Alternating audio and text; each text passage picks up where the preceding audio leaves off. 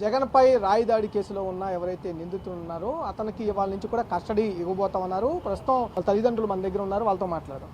అన్న మీరేమన్నా మాట్లాడడం జరిగిందా? పోలీసులు రిమాండ్ విధించిన తర్వాత మీ అబ్బాయి అయితే ఏమైనా మాట్లాడటం జరిగిందా? అసలు వెళ్ళాం సార్, 2 సార్లు వెళ్ళాము.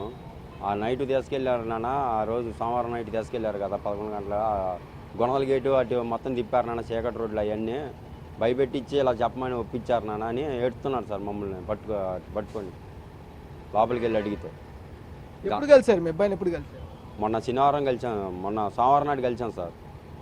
అంతకుముందేమో పోయిన శుక్రవారం నాడు కలిసాం.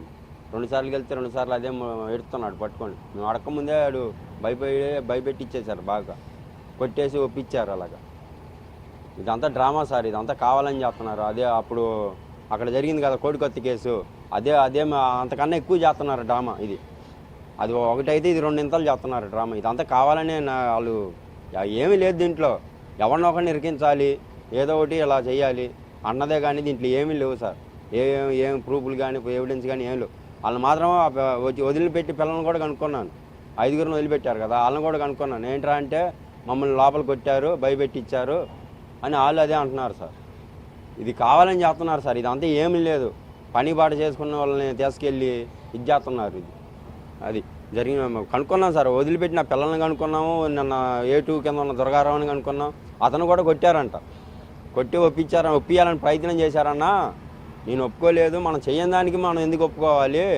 ఆ పిల్లల్ని ఇంకెంత భయపెట్టిస్తే అలా ఒప్పుకొని అలా చేసి ఉంటారు అని చెప్పాడు సార్ దుర్గారావు. A2 కింద ఉన్న దుర్గారావుని కనుక్కున్నాం, ఆ వదిలిపెట్టిన పిల్లల్ని కనుక్కున్నాం. ఏంట్రా ఏమన్నారా, ఏమన్నా అడిగారా, ఏమన్నా చేశారంటే కొట్టారు పెద్దనాన్న, కొట్టారు బాబాయ్, మమ్మల్ని కొట్టారు, భయపెట్టారు అని చెప్పారు. ఎట్లా భయపెట్టారు, ఏంటి ఎలా ఏంటి అని చెప్పారు, ఏమైనా ఎక్స్ప్లెయిన్ చేశారు? అదే కొట్టి వాళ్ళ తీరులో భయపెట్టారంట.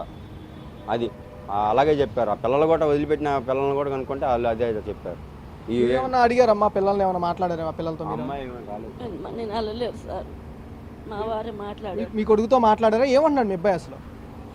ఇదే చెప్పాడు సార్, నైట్ తీసుకెళ్లారు, స్టేషన్లో కూడా ఉంచలేదమ్మా, అటు తెల్లవారుతలు తిప్పారు, ఒప్పుకోకపోతే నన్ను గన్నలు పెట్టి పేల్చేద్దామని అన్నారు, బెదిరించారు, అందుకే ఒప్పుకున్నాను నేను అనేసి అన్నాడు బాబు. ఆయన మీద రాయి సిరేసి అంత ధైర్యం మాకు ఆడిది. మాకు ఇది లోపలికి తీసుకెళ్ళి భయపెట్టించారంటున్నారు సార్. పిల్లల్ని కూడా కనుక్కున్నాం, వదిలిపెట్టిన పిల్లల్ని. మాకంటే ఈ లాక్డౌన్ ఏం తెలియదు. పొద్దున్న లేకపోతే పనులకి వెళ్తాం, సాయంకాలం వస్తాం, మధ్యాహ్నం తింటాం, మళ్ళీ పండుకుంటాం, మళ్ళీ పొద్దున్న పని ఎటు ఉందని చూసుకుంటాం, పనికి వెళ్ళిపోవడం. అంతవరకే కానీ రాజకీయాలని ఇవన్నీ ఎప్పుడు తిరిగిన వాళ్ళం కాదు, ఎప్పుడు చేసిన వాళ్ళం కాదు సార్. మాకు తెలియదు ఈ విషయాలు. అబ్బాయి అలాంటి వాడు కాదండి. ఆ అబ్బాయి కొంచెం ఆరోగ్యం కూడా పని చేయదు. ఒకరోజు చేస్తే ఒకరోజు ఇంట్లోనే ఉంటాడు, అలాంటి పని చేయడు. వెళ్తా వాళ్ళ నాన్నగారు అప్పుడు పనికి వెళ్తా, లేదంటే ఇంట్లోనే ఉంటాడు ఎక్కువ శాతం. ఆ అబ్బాయికి ఆరోగ్యం కూడా పని చేయదు. అలాంటి వాడు కాదు అసలు. మేము అలాంటి వాళ్ళం కాదు. పొద్దున కష్టపడే వాళ్ళం మేము. మమ్మల్ని ఏదో రకంగా ఇరికియాలనే చేస్తున్నారు. ఇదంతా పూడబొట్టాలి చేస్తున్నారు. కేసు విచారణ మీద అనుమానాలు ఏమైనా ఉన్నాయా? పోలీసులు విచారణ చేస్తా ఉన్నా, దాని మీద అనుమానాలు ఏమన్నా? అంత అనుమానమే, అంతా మాకు అనుమానమే. మాకు ఇలాంటి రాజకీయాలు అసలు మాకు ఎలాంటిది తెలియదు. మేము పుట్టి పెరిగిన కానీ ఇలాంటివి మాకు అసలు తెలియదు.